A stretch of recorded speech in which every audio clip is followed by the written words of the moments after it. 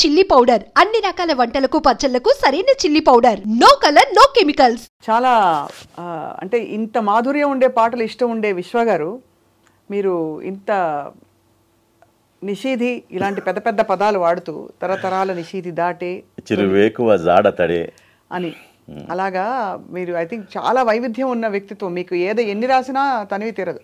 అవును. ఎక్కువగా మీరు రాసిన పాటలు మీకు మహేష్ బాబు గారికి విశ్వ గారు అని ఒక ముద్ర పడిపోయింది. ఇప్పుడు ఐ థింక్ పవన్ కళ్యాణ్ గారికి కూడా మీరే ప్రస్తుతం ఓజీ టైటిల్ సాంగ్ చేస్తున్నాను.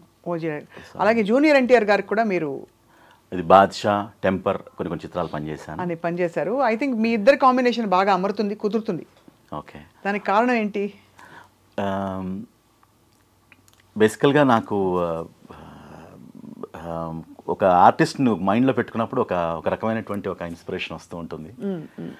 సో ముఖ్యంగా టైటిల్ సాంగ్ రాస్తున్నప్పుడు వాళ్ళ personality also will make an impact on you. So ఏం గుణాలు ఎలా చూస్తారు మామూలుగా ఒక టైటిల్ సాంగ్? అంటే బేసికల్ సిచ్యువేషన్ ఉంటుంది.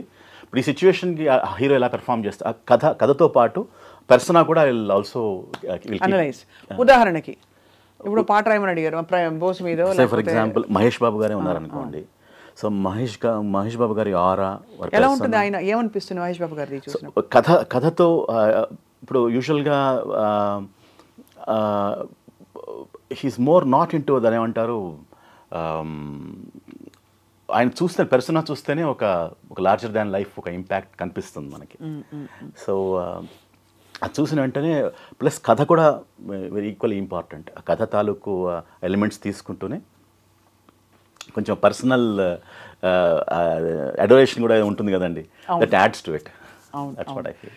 ఎవరు who do you adore the most? అంటే ఇంతమంది హీరోలతో, అగ్ర హీరోలతో పనిచేస్తూ ఈ క్వశ్చన్ అడగడం అన్యాయం. బికాస్ ఒకరిని మాత్రమే చెప్తే everybody is unique, everybody has their own what we call. అలా లేకపోతే వాళ్ళు ఆ ఫ్యాన్ ఫాలోయింగ్ సక్సెస్ ఉండదు కదండి. So I'm very fortunate to have worked with all top heroes except Chiranjeevi garu. So that's still due. ఇంకా ఇప్పుడు వస్తుందేమో ఎవరు తెలుసు. అవును. So I'm just waiting. So ఇప్పుడు ఓజీకి మీకు ఇచ్చిన బ్రీఫింగ్ ఏంటండి? సో అది should not be revealed.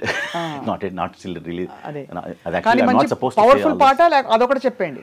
అది I'm not supposed to reveal all that. దాని గురించి ఏమీ చెప్పడానికి లేదు కాబట్టి మేము అడగం. ఆ సస్పెన్స్ ఫ్యాన్స్ అందరి కోసం సస్పెన్స్ అలాగే. ఇది కూడా నేను యాక్చువల్గా సాహసం చేసి మీతో రివీల్ చేశాను. అదే నో అది జగమెరిగిన సత్యం. మీరు రివీల్ చేయడం ఏంటి? మాకేంటి సోర్సెస్ ఉండవని ఏమిటి? విశ్వ గారు రాస్తున్నారు ఇలాగా మీరు అని. సో ఇవన్నీ ఇలా ఉంటే మీ డబ్బింగ్ ప్రయాణం 150 చిత్రాలకి మీరు డబ్బింగ్ చెప్పారు. అవును. సో అది కూడా చాలా ముఖ్య పాత్రలకే చెప్తూ వచ్చారు. ముఖ్యంగా ఏంటంటే నాకు డబ్బింగ్ కార్డ్ నాకు ఎప్పుడు గుర్తుంచుకోవాల్సిన వ్యక్తి అచ్చిరెడ్డి గారండి. ఆయన నా కాలేజ్ నుంచి నేను ఏకపాత్రాభినయం చేశాను. ఎన్టీ రామారావు దానవీర సూరకర్ణలో డైలాగులు అవి చెప్పాను అనమాట. ఆయన చూసి చాలా ఇంప్రెస్ అయ్యి వాయిస్ కొంచెం కల్చర్ బాగుంది, మా సినిమాలో విలన్ ట్రై చేద్దామని నాకు ఆయనే డబ్బింగ్ యూనియన్ కార్డు ఆయన డబ్బులు కట్టేసేసి ఇంటికి పంపించాడు యూనియన్ కార్డ్. సో ఆయన నన్ను డబ్బింగ్లో ఇనిషియేట్ చేయి నన్ను తీసుకెళ్ళింది. ఫస్ట్ పాత్ర ఏంటో మీది డబ్బింగ్ చెప్పిన పాత్ర? ఫస్ట్ పాత్ర మాత్రం బాగా హిట్ అయిన పాత్ర సింహాద్రిలో రాహుల్ దేవ్కి. చాలా చెప్పచ్చు కదా స్వామి. Very powerful. ప్లీజ్. అలాగే అందుకే మేము వెయిటింగ్ ఆ విలన్ని మళ్ళీ చూడాలని. చాలా భయంకరమైనటువంటి కొంచెం వల్గారిటీతో కూడిన వ్యవహారం ఆడేలాగా అది. ఆంటోనీతో కొనాలన్నా కదరా, సిగ్గుపడతానే.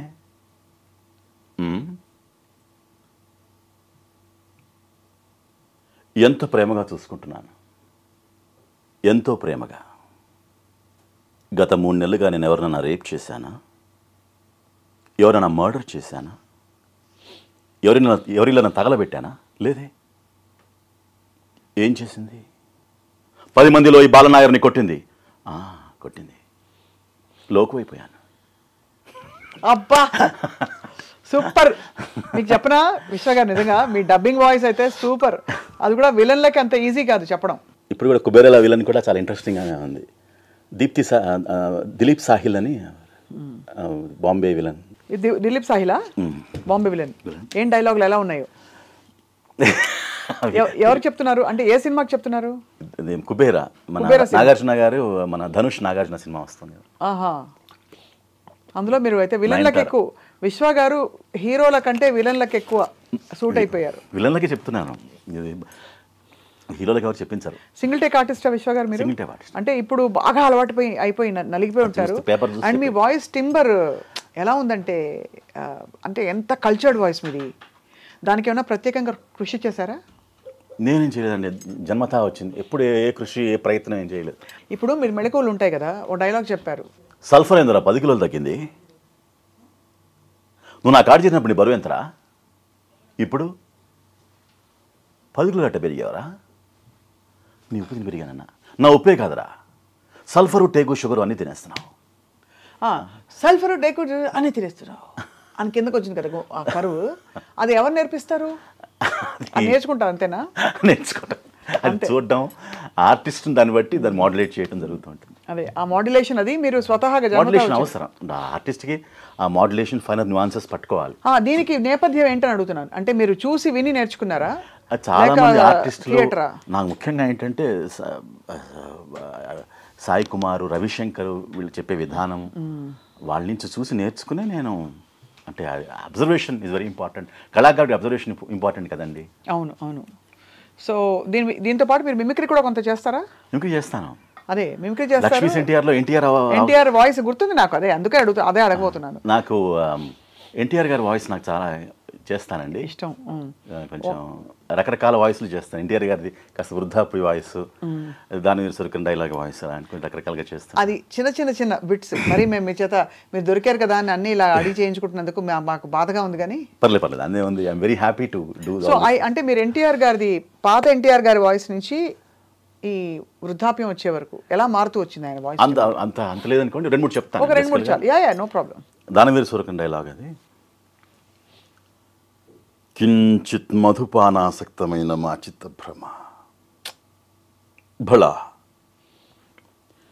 సముచిత సత్కార స్వీకార సంతృప్త స్వాంతుడకు కురుభూకాంతుని సంభావన సంభాషణ భూషణములచి మా ఈ సభాభవనము ధన్యము ధన్యము. అకుంఠిత నిర్మాణ చాతురీ ధురినుబగు మయ బ్రహ్మ, ఈ శిల్ప చాతురీ మధురిమ బ్రహ్మకు గాని